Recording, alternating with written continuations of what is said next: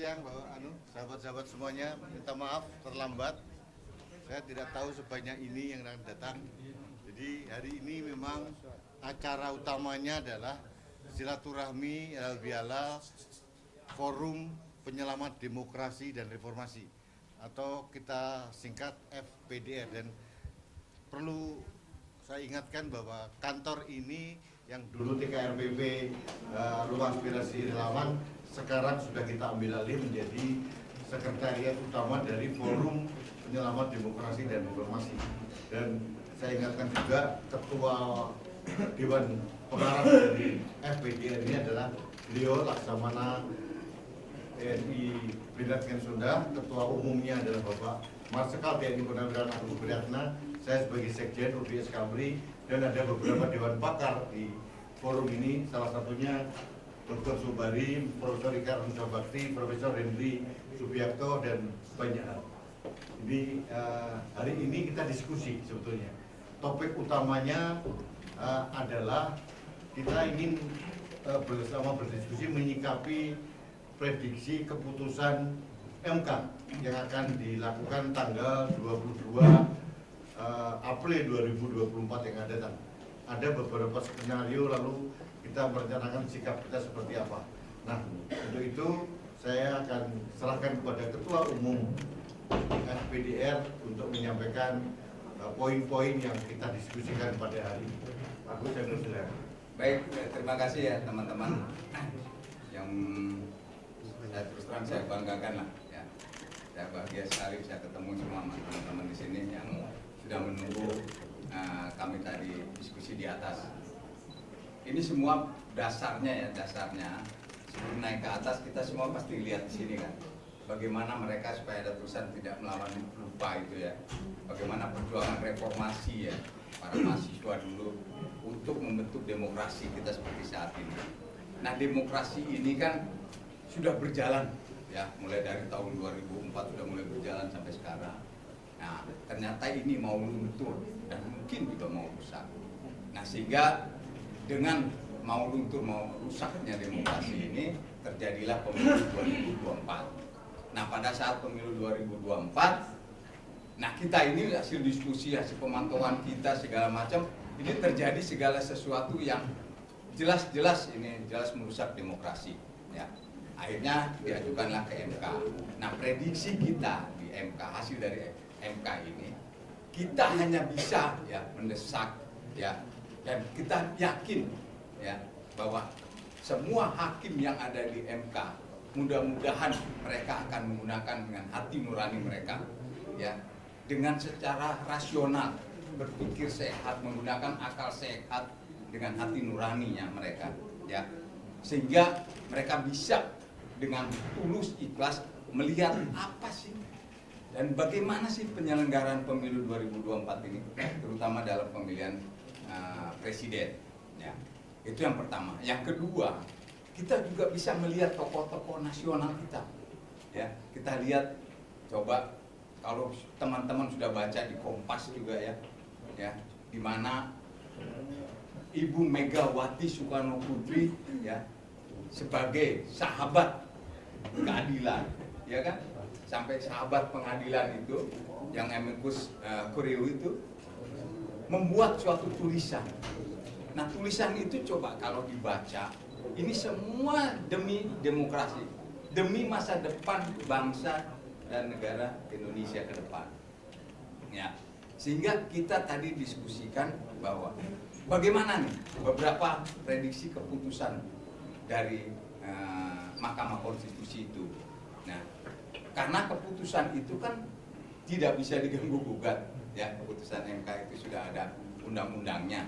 Nah, tapi kita mendorong, mendesak agar hakim-hakim yang ada di MK itu menggunakan hati nurani, tulus ikhlas demi tetap tegaknya demokrasi bangsa dan negara Indonesia ini yang sudah berjalan dengan baik ini.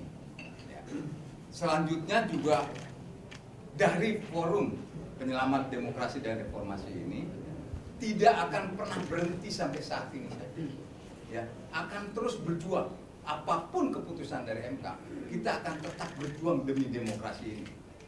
kita akan tetap berjuang dengan cara kita, ya. Karena demokrasi ini sangat penting, karena sudah diakui loh di dunia bahwa Indonesia itu negara demokrasi ketiga terbesar di dunia. Sudah diakui ini. Kok sekarang mau luntur, mau dirusak? Silakan, mungkin teman-teman pasti wartawan banyak baca artikel-artikel dari luar negeri, ya. Sampai ada di Dewan Keamanan di Dewan PBB saja ada yang menanyakan masalah bagaimana demokrasi di Indonesia ini.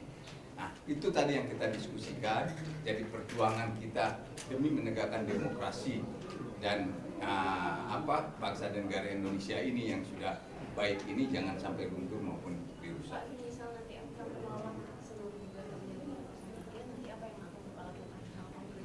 Nah, kita akan lihat kita tetap akan bersuara.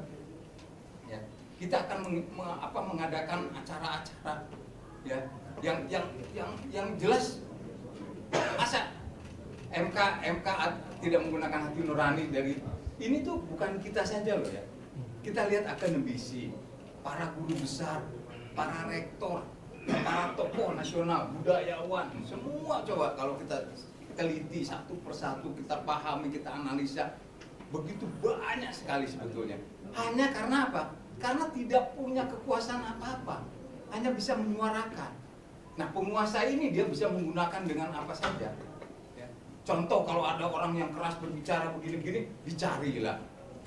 Ya, apa saja dicari, kesalahan-kesalahan yang dicari gini. Nah, ini yang merusak demokrasi. Pak, mungkin keputusan dari MK, masih tanggal 22 Pak, mungkin apakah dari FPDR atau mengajukan amicus curiae dari saudara BPK? Apa yang sudah diajukan mereka, kita juga sudah membuat menyusun. Ya, jadi ada nanti 4 poin yang kita akan sampaikan juga. Oh, berarti akan ada amicus curiae baru dari FPDR-nya? Iya, betul. Kapan kira-kira Pak? Karena kan tanggal ini kan semakin dekat.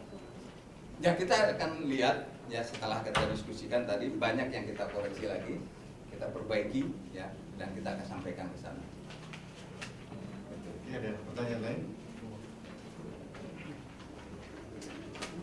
Jadi teman-teman, ya, bahwa kita menghormati keputusan MK, itu final and binding. Tapi sebagai rakyat, sebagai warga negara, sebagai pembayar pajak, kita tetap boleh bersuara, mengomentari, kan? Itu hak kita, hak demokrasi kita. Jadi kita istilahnya berharap yang terbaik kepada MK, tapi juga kita juga menyiapkan langkah-langkah kalau mereka akhirnya menolak gugatan, karena memang waktu yang diberikan oleh undang-undang kepada MK hanya 14 hari kerja, sangat terbatas. Kita menyadari hal itu, tapi apapun keputusannya itu adalah keputusan dan akan menentukan arah kebangsaan kita kemana ke depan. Dan saya masih mempunyai kepercayaan bagi MK ini, kan awal mula masalah kan di MK sebetulnya kalau begitu. Dari keputusan nomor 90-nya, masa Hakim yang mulia ini tidak mau menyelesaikan kekisruhan yang dimulai dari MK sendiri. Ini MK mau merobohkan pilar-pilar yang 9 pilar itu atau akan menegakkan kembali, itu tergantung pada keputusan tanggal 22 April nanti.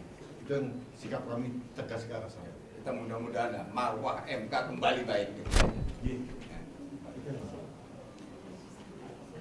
Mungkin ada lagi. Prof. Ikrar mungkin yang disampaikan. Prof nanya boleh nggak, Pak? Pak Ikrar malah. Seandainya Pak Ikrar mendampingi kita, beliau ketua Dewan Pakar. Jadi kalau mau pertanyaan, Profesor Ikrar lebih banyak bisa menjawab. Kalau ada pertanyaan. Ada Pak Sobari juga bisa. Kayaknya nggak ada. Ya mungkin untuk Pak Sobari. Oke, gimana? Ada pertanyaan ini Mas? Yang Prof Ikrar apa terkait dengan keputusan Indonesia? Ya, yang jelas ya, apapun keputusan MK ya, tentunya gerakan untuk memperbaiki demokrasi Indonesia itu jangan sampai mati. Ya. Kenapa demikian ya? Karena kerusakan-kerusakan yang ada pada pemilu 2024 ini jangan sampai kemudian dibiarkan, satu, kedua. Yang kedua, jangan sampai kemudian presiden terpilih yang ditentukan oleh MK besok ya, itu jangan sampai juga mengulangi abuse of power yang dilakukan oleh pimpinan negara dan pimpinan pemerintahan ya pada pemilu 2029 yang akan datang. Ya. Sebab kalau itu terjadi, ya itu boleh dikatakan tidak akan ada boleh dikatakan titik terang dalam demokrasi Indonesia mendatang. Dan ini yang akan rugi itu adalah Anda-anda yang sebagian besar masih muda ya, dan juga anak cucu kita semua ya. Kenapa demikian? Karena kita tahu itu reformasi 998 itu, jadi kita harapkan itu adalah reformasi terakhir di dalam mengubah sistem otoritarian ke dalam sistem demokrasi. Tapi kita tidak mempersiapkan diri bahwa seorang presiden yang terpilih dengan cara-cara demokratis itu bisa menjadi orang yang membunuh demokrasi Indonesia itu sendiri ya. Dan ini terjadi, bukan cuma terjadi di Jerman pada masa Hitler, tapi ini juga terjadi pada masa Joko Widodo ya, yang terpilih secara demokratis. Dan kita juga tidak menyangka bahwa seorang yang kemudian didukung oleh sebuah partai politik ya, itu kemudian menjadi orang yang bukan cuma mengkhianati partainya sendiri ya, tapi juga mengkhianati masa depan demokrasi Indonesia, bahkan mengkhianati bangsa dan negara Indonesia ya, untuk bisa membangun Indonesia sebagai negara yang boleh dikatakan terbesar nomor 3 di dunia yang bisa menjalankan demokrasi secara baik. Jadi itu saja ya, mudah-mudahan Anda sebagai insan pers ya, baik itu media televisi, radio ataupun online ataupun media cetak, itu juga jangan berhenti untuk menyuarakan kebenaran, karena kebenaran yang hakiki itu tentunya pasti akan bisa kita temui ya, entah pada masa 5 tahun yang akan datang atau pada masa yang setelah itu. Kenapa demikian? Janganlah kita berhenti untuk memperjuangkan demokrasi Indonesia yang benar-benar demokratis ya. Janganlah kita berhenti untuk kemudian meniadakan nepotisme kembali marak di Republik Indonesia yang kita cinta ini. Itu aja. Terima kasih. Saya kira sudah Bapak. Terima kasih semuanya. Terima bantu selamatkan demokrasi Indonesia. Oke, terima kasih.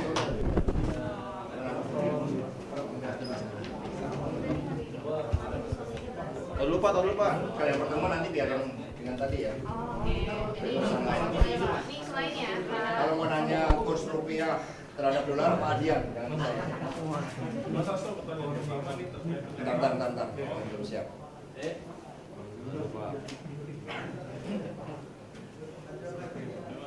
Ini baju ini saya pakai ketika membahas kereta api cepat Mega dan Pak Jokowi.